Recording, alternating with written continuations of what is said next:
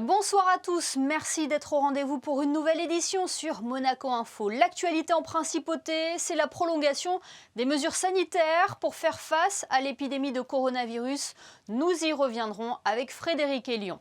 Sans surprise, Stéphane Valéry a été réélu hier président du Conseil national. Sa vision de l'année écoulée, le travail conjointement mené avec le gouvernement princier ou encore les futurs grands dossiers de la Haute Assemblée, Stéphane Valéry sera notre invité ce soir. Dans ce journal, nous évoquerons également l'implication de la jeunesse au Printemps des Arts de Monte-Carlo. Et puis nous parlerons de la première cause de mortalité des enfants par maladie, le cancer. Denis Macario en a fait son combat avec la Fondation Flavien. Il nous en dira plus dans ce journal. Je vous le disais en titre au lendemain de l'annonce des nouvelles restrictions sur le territoire français, Monaco a décidé de prolonger ces mesures sanitaires actuellement en vigueur sur le sol monégasque. Bonsoir Frédéric Hélion, pouvez-vous nous rappeler ces mesures et jusqu'à quand sont-elles prolongées ? Bonsoir Émilie, le prince Albert II a décidé de prolonger l'ensemble des mesures sanitaires actuellement en vigueur à Monaco depuis le 11 janvier jusqu'au 18 avril inclus.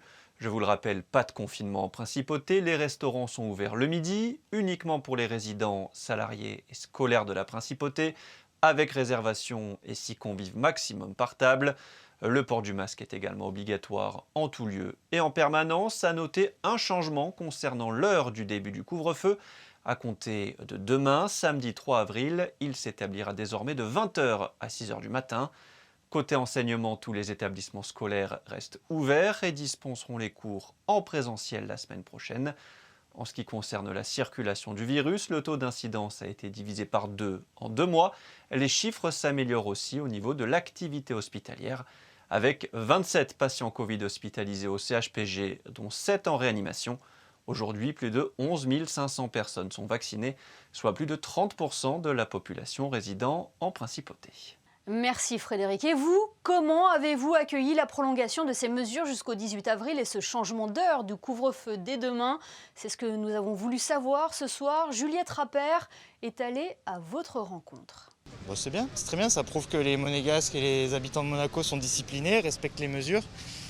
Et voilà, c'est un peu comme un remerciement de la part de notre prince et notre gouvernement. Je pense que le gouvernement prend une bonne décision qui est en rapport avec les chiffres qu'ils estiment plutôt bons actuellement.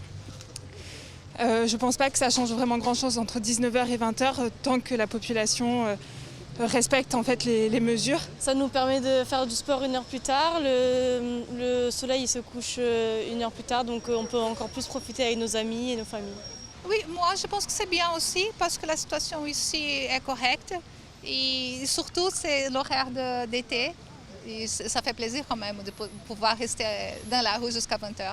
Avis positif donc concernant ces mesures mises en place pour faire face à l'épidémie de coronavirus. Il est temps à présent de rejoindre notre premier invité dans les studios de Monaco Info.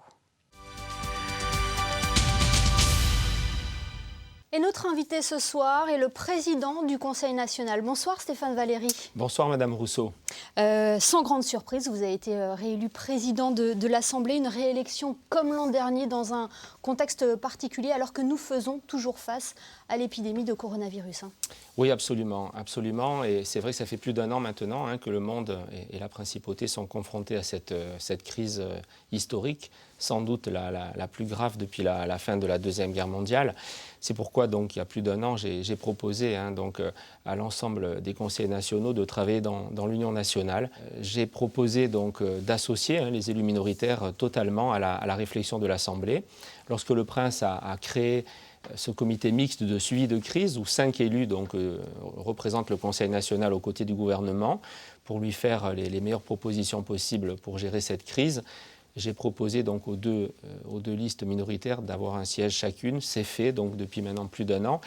Et voilà, et on le voit, c'est la bonne méthode. Je crois que quand on voit ce qui se passe parfois ailleurs dans de grands pays, et de grandes cacophonies et des oppositions partisanes, je crois que là aussi Monaco montre l'exemple. Nous travaillons donc tous ensemble pour le bien commun et je crois que les résultats sont là, incontestablement.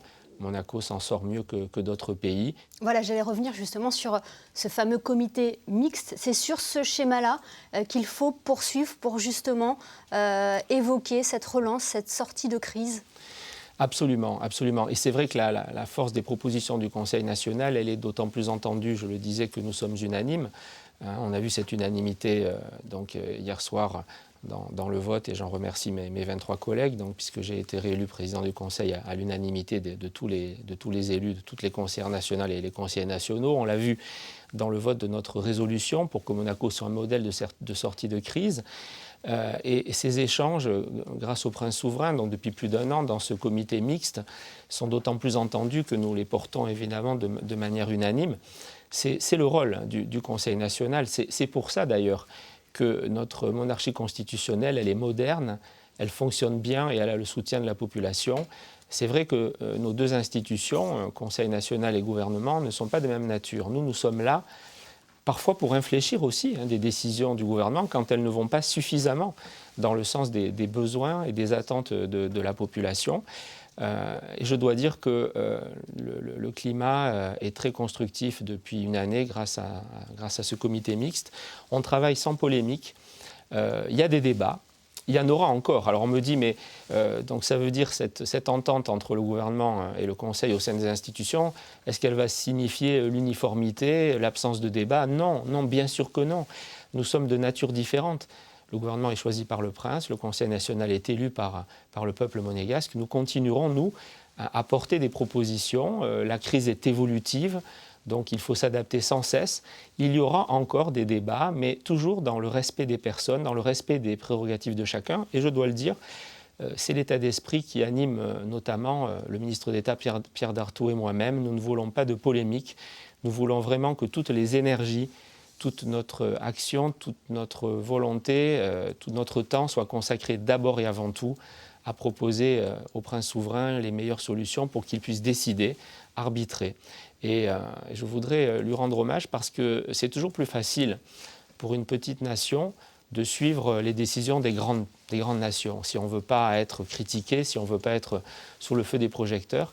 Et ce qui a fait au contraire justement la force de Monaco, c'est que le prince souverain a su, comme le proposait le comité mixte gouvernement-conseil national à chaque étape de cette crise, il a su prendre des décisions qui font que Monaco ne s'aligne pas. Monaco a une singularité et Monaco est d'autant plus attractif et s'en sort d'autant mieux que nos décisions correspondent simplement à notre réalité, à notre situation sanitaire, à nos besoins économiques, à notre besoin de vie culturelle et de vie sociale.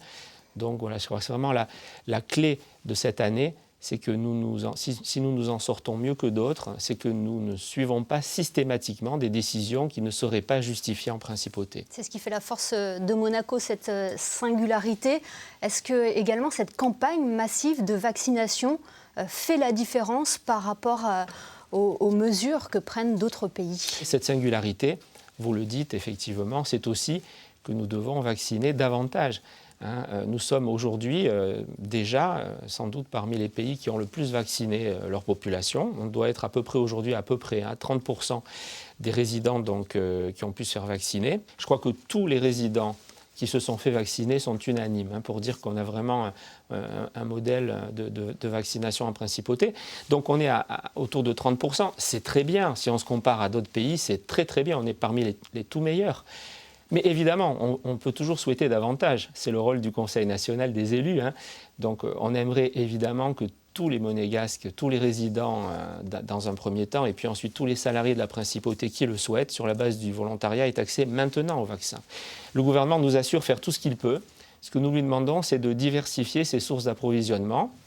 Il y a la filière européenne et française, c'est très bien, c'est grâce à notre partenaire français, il faut le dire, que nous avons aujourd'hui pu vacciner davantage qu'ailleurs, avec près d'un tiers de notre population. Mais on peut aussi essayer d'aller chercher des vaccins directement auprès de laboratoires, auprès d'autres sources que la source française et européenne. Donc voilà, nous espérons, nous attendons beaucoup de vaccins, des milliers de vaccins dans les prochaines semaines pour que, avant l'été, tout le monde puisse être vacciné en principauté. On l'a bien compris, Président, l'intérêt majeur, c'est la lutte contre l'épidémie de coronavirus. Mais quels sont les projets, les propositions de loi au Conseil national? Quels seront les textes qui seront amenés en séance publique? Vous avez raison. Ceci nous prend beaucoup de temps, la lutte contre la crise et la sortie de crise. Mais pour autant, vous allez le voir, de nombreux textes de loi vont être votés dans cette session de printemps. Il y a notamment, on a commencé la mandature, on l'avait promis aux Monégasques, en consacrant notre énergie d'abord en priorité au logement des nationaux. C'est le moment de penser davantage à nos amis, les enfants du pays, à nos camarades de classe, à ceux qui partagent avec nous notre identité, notre communauté de destin. Nous avons 2 textes importants pour eux, que nous voulons voter donc, dans cette session de printemps. Un texte qui va pérenniser le secteur protégé d'habitation. Aujourd'hui, quand un immeuble ancien est détruit, le nouvel immeuble est à loyer libre et hors de portée de la plupart des familles d'enfants du pays. Nous voulons dans la loi que dans la reconstruction de l'immeuble, on retrouve autant d'appartements à loyer modéré pour les enfants du pays qu'on en a détruits. Et puis il y a un texte qui va consacrer la reconnaissance de Monaco envers les enfants du pays. Il y a des textes importants qui vont intéresser les femmes, les droits des femmes, puisque nous allons voter une loi donc, qui va renforcer donc, la lutte contre les incriminations sexuelles. Nous allons voter une loi aussi qui va dépoussiérer tous nos textes de loi où figurent encore un peu des expressions obsolètes, voire discriminatoires contre les femmes. Nous allons voter une loi très importante là, sur le plan social, donc ça, qui s'intitule « Aménagement concerté du temps de travail ». Nous allons rendre l'aménagement durable, et pas seulement sur une année, mais on pourra pérenniser ce texte. Voilà, beaucoup d'autres textes encore. Je citerai peut-être une proposition de loi qui nous tient à cœur sur les marchands de biens, qui va réglementer cette profession, mais surtout qui va permettre d'accroître de près de 20 millions d'euros les recettes de l'État, car cette profession, aujourd'hui, bénéficie d'avantages, à notre avis, beaucoup trop importants par rapport au paiement des droits de mutation. Il y a encore beaucoup d'autres textes qui vont être étudiés, mais il y en a un qui me tient encore particulièrement à cœur parce qu'il relève un peu du même état d'esprit dont on parlait en début de cet entretien, celui de l'unité de notre communauté pour le bien commun. C'est un texte qui vise à créer une allocation compensatoire de loyer pour les propriétaires, notamment les petits propriétaires du secteur protégé. Il ne faut pas opposer les propriétaires aux locataires. Et c'est vrai que depuis la fin de la Deuxième Guerre mondiale, l'État fait jouer aux propriétaires du secteur ancien, dit protégé, un rôle social qui n'est pas le leur, qui ne doit pas être le leur en tout cas. Donc nous allons voter une loi qui va permettre de compenser la perte de loyer. Donc on demande à ces propriétaires de loger les Monégasques et de plus en plus, ça sera des enfants du pays, puisque les Monégasques seront plutôt dans le secteur domanial, qui est encore plus attractif. Et donc, il est normal, si on demande à ces propriétaires d'avoir un loyer modéré pour leurs locataires enfants du pays, il est normal que l'État compense cela. C'est l'objet de ce projet de loi, donc j'espère que nous pourrons voter d'ici la fin de la session de printemps, à la fin du mois de juin. Dernière question, Président, vous nous avez déjà en partie répondu, mais est-ce qu'on peut rester encore ambitieux dans le contexte actuel? Mais on doit être ambitieux et il faut garder l'optimisme. Alors bien sûr, on dépend aussi de l'immunité collective dans le monde.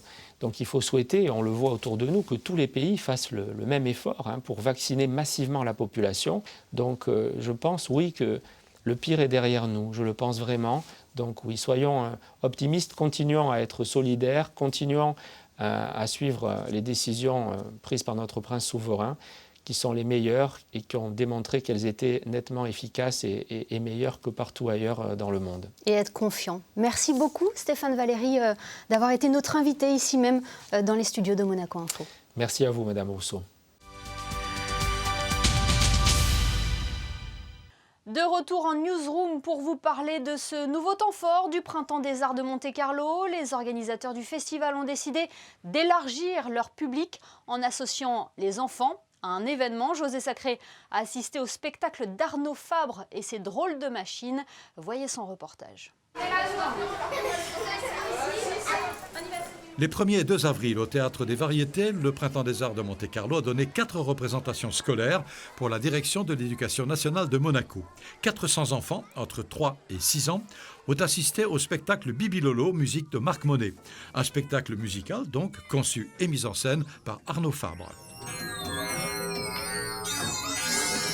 Oui, c'est un cadeau. C'est d'abord Marc Monet qui connaissait mon travail et qui m'a offert de faire ce que je voulais sur cette musique. Bibi Lolo, qu'il avait écrite au préalable, qui a été jouée que pour instrumentistes.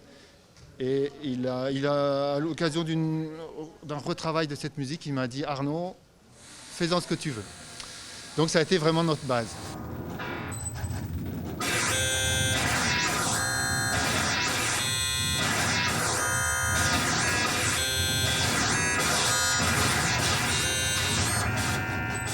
Après la musique, il y a différents mouvements, on les a réorganisés selon les besoins du spectacle et ça a été tout l'imaginaire que pouvait... C'est une musique qui est vraiment pleine d'imaginaire, on peut visualiser beaucoup de choses, mais en même temps il n'y a pas une narration, un livret comme en opéra où vraiment il y a une histoire, des personnages. Là c'est quelque chose de très onirique.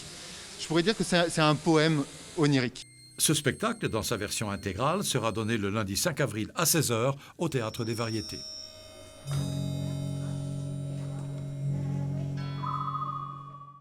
Et la programmation du Printemps des Arts de Monte-Carlo se poursuit. Nous y reviendrons d'ailleurs prochainement sur notre antenne. La couleur orange symbolise son mouvement depuis 2014. La Fondation Flavien lutte contre les cancers pédiatriques et les maladies rares en principauté. Ces différentes actions permettent de financer notamment la recherche. Le président de la Fondation est avec nous ce soir pour en parler. Bonsoir Denis Macario. Bonsoir Émilie. Il y a urgence quand on sait que le cancer pédiatrique est la première cause de mortalité des enfants par maladie. Tout à fait, c'est une sacrée urgence. C'est une sacrée urgence. Oui, il faut intervenir le plus rapidement possible en termes de recherche. Et où en est la recherche? Quelles sont les avancées dans les traitements? Aujourd'hui, on est dans les labos du centre scientifique. Derrière moi, il y a Vincent Picot, le chargé de recherche du centre, et le maître avec Gilles Pageste du programme de recherche qu'on finance à hauteur de 100 000. Voilà, on est dans l'antichambre de l'essai clinique. C'est une collaboration qui dure depuis quelques années déjà avec le centre scientifique. Comment cela se traduit? Le 7 décembre 2015, on avait signé la convention entre le centre, le haut gouvernement et la fondation qui avait établi un plan de financement et un plan d'attaque sur 3 ans. Et nous en sommes maintenant en plein milieu de la deuxième tranche de la convention, donc ça va faire 6 ans.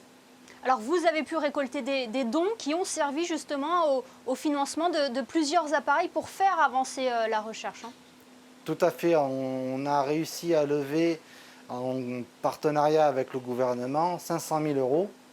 Ces 500 000 euros, ils ont servi au projet en lui-même avec l'achat de matériel, l'achat de petits appareils, de gros matériel où il y a eu un investissement, on va dire, colossal, l'équivalent de presque 2 années de financement avec une grosse machine qui s'appelle un Sfax, c'est un gros trieur de cellules. Est-ce qu'on peut avoir espoir, Denis? J'arriverais pas à me lever tous les jours s'il n'y avait pas de l'espoir. Donc de l'espoir, il y en a, je fonde beaucoup d'espoir parmi les chercheurs et eux m'apportent l'envie de me lever pour aller lever les fonds tous les jours. Donc l'espoir, il est là, c'est tous les jours derrière l'éprouvette, ils sont là, ils cherchent, ils trouvent. On a trouvé, c'est pour ça qu'on est dans l'antichambre de l'essai clinique. Voilà, parce que les résultats sont encourageants grâce à votre mobilisation. Ils sont encourageants grâce au travail d'équipe, notre mobilisation. On vulgarise leur langage scientifique. Ça a été aussi un gros effort là-dessus de leur part parce qu'ils n'ont pas été habitués non plus à parler un langage tout public. Ça a permis énormément au public, en principauté, tant de faire connaître le centre scientifique à ce niveau-là, mais aussi les équipes qui y travaillent derrière et les travaux qui sont réalisés grâce à la Team Orange et à tous les bénévoles, à toutes les personnes qui financent, à tous les institutionnels, à tout le monde, quoi. Denis Macario, nous parlions de la recherche et de collaboration avec le CSM. Faisons le point avec le docteur Vincent Picot justement à ce sujet et on se retrouve juste après. L'un de nos fers de lance actuellement, c'est d'essayer d'arriver jusqu'à un essai clinique sur la base des résultats qu'on a obtenus ici. Et puis on a aussi d'autres projets qui sont un peu plus dans une phase de démarrage, mais qui concernent des aspects plus fondamentaux des cancers pédiatriques, pour essayer de comprendre pourquoi ce type de cancer se développe chez des enfants souvent très très jeunes. Et évidemment, le but ultime, en comprenant pourquoi, c'est d'essayer de trouver de nouvelles manières de guérir ou de traiter en tout cas ces cancers. De plus en plus de collègues chercheurs de nos équipes en cancéro s'intéressent à cette thématique des cancers pédiatriques du cerveau et apportent leurs compétences particulières dans le domaine du cancer pour aborder les choses avec des angles différents et évidemment toujours dans l'optique d'essayer de faire des découvertes vraiment intéressantes qui, peut-être dans le futur, seront appliquées en clinique. Voilà donc pour ces premières pistes concernant la recherche. Denis, la Fondation Flavien est un soutien aussi bien pour les enfants malades que pour leurs familles. Oui, on fait de l'accompagnement de fin de vie, essentiellement moi avec les équipes de soins palliatifs de Nice. On est là à les soutenir, que ce soit à minima, la vie est simple comme un coup de fil. Donc ils ont une question, si on peut leur répondre ou alors leur apporter la réponse, on le fait. Ou alors physiquement, on est là aussi et surtout aussi financièrement. Parce que cette année, on a encore apporté, si je peux me permettre l'expression, de grosses pierres à l'édifice en finançant notamment des factures de pompes funèbres, tout simplement. Alors votre mouvement, la Fondation Flavien, a été créée en 2014. Elle a permis de récolter plus de 640 000 € pour la recherche notamment. Est-ce que vous êtes touché par cette mobilisation, cette solidarité, cette reconnaissance aussi? Tous les jours, je suis fier des personnes qui nous accompagnent. Ça fait du bien, il y a de la reconnaissance et en retour, on reçoit de la bienveillance par le biais d'un réseau qui grandit, et parce qu'en retour, on donne de la bienveillance. Donc, quand on est bienveillant, on reçoit. Et ça fait chaud au cœur tous les jours. Et nous pouvons faire un don, si nous le souhaitons, sur le site de la Fondation Flavien. Merci beaucoup, Denis Macario, d'avoir été avec nous ce soir. Merci à vous, et puis merci d'exister, et puis bonne fête de Pâques. Et la Fondation Flavien sait également remercier le personnel soignant. Elle vient de réaliser un beau geste, Frédéric Elian. La Fondation Flavien, qui œuvre pour lutter contre les cancers pédiatriques et les maladies rares, a remis hier au CHPG 90 pièces chocolatées et un œuf immense de 3,5 kg à l'occasion des fêtes de Pâques. Une belle façon de remercier et soutenir tout le personnel soignant mobilisé depuis le début de la pandémie de Covid-19. Ces 100 kg de chocolat ont été distribués ce matin dans les différents services. Dans un tout autre domaine, la principauté est désormais entièrement Google compatible. Oui, les internautes monégasques ont depuis cette semaine accès à l'ensemble des services Google en ligne sur le store Google Play. Cette annonce s'inscrit dans la continuité des relations construites entre la principauté et les leaders du numérique dans le cadre du programme Extended Monaco, soutenu par le prince Albert II à l'occasion de sa visite au siège de Google en Californie l'an dernier. Les usages sont multiples pour tous les utilisateurs du système d'exploitation Android en principauté, avec notamment l'utilisation de la plateforme de jeu Stadia, le partage de géolocalisation sur Google Maps et des capacités de stockage accrues sur Gmail et Google Drive. On ouvre une page sport à présent avec du football. L'AS Monaco reçoit Metz samedi à 13 h en ouverture de la 31e journée de Ligue 1. Une 31e journée qui sera peut-être décisive, Émilie, pour la suite de la saison, puisque samedi, Monaco 4e, à l'occasion de se rapprocher encore un peu plus du podium, voire même d'y monter avec la réception de Metz 9e. Toujours samedi, 2 autres matchs cruciaux pour la course à la Ligue des Champions. Le leader Paris reçoit son dauphin Lille et Lyon 3e se déplace à Lens, 5e au classement. Paris-Lille, entre guillemets, ça nous concerne pas trop. Enfin, le résultat, on va le regarder comme vous. Il faudra penser à Metz. Il joue la 5e, voire la 4e place. Du coup, il faudra s'assurer qu'aucun des 3 poursuivants derrière n'arrive à se rapprocher de nous. Il n'y aura plus de trêve entre-temps. Du coup, tous les matchs vont compter, tous les points, tous les buts. Du coup, ouais, sprint final, ouais, on rentre dedans. Ouais. Sorti sur blessure avec les espoirs et suspendu pour cette rencontre face à Metz, Aurélien Tchouaméni est forfait, tout comme Diop et Aguilar. Gelson Martins et Golovin sont eux disponibles. Et on termine par cette traditionnelle opération de Peace and Sport dans le cadre de la journée du 6 avril. Chaque année, pour célébrer la journée internationale du sport au service du développement et de la paix, Peace and Sport invite le monde entier à manifester son soutien au mouvement de la paix par le sport à travers le symbole du carton blanc. Les champions de la paix de Peace and Sport ont lancé ce vendredi la campagne digitale #Wildcard. Peace and Sport invite le mouvement pour la paix par le sport à se joindre à la campagne en partageant des photos de la wildcard et des témoignages sur la plateforme www.april6.org et sur les réseaux sociaux. Un dernier coup d'œil sur les prévisions météo. Quelle est la tendance pour le début du week-end, Frédéric ? Un temps variable, Émilie, avec une matinée ensoleillée, puis le ciel va devenir variable, puis très nuageux dans l'après-midi, avec même des risques d'averses. Il fera 11 degrés le matin et 17 l'après-midi. Le soleil se lèvera à 7h07 pour se coucher à 20h. Samedi 3 avril, nous fêterons les Richards. Merci Frédéric et merci à vous de nous être fidèles chaque soir sur Monaco Info. Ce soir, nous vous offrons un aller simple pour le Japon tout en restant à Monaco. Les cerisiers sont en fleurs, on les appelle d'ailleurs Sakura au pays du soleil levant. De magnifiques photos dépaysantes signées Manuel Vitali. À demain, samedi, pour une nouvelle édition sur Monaco Info.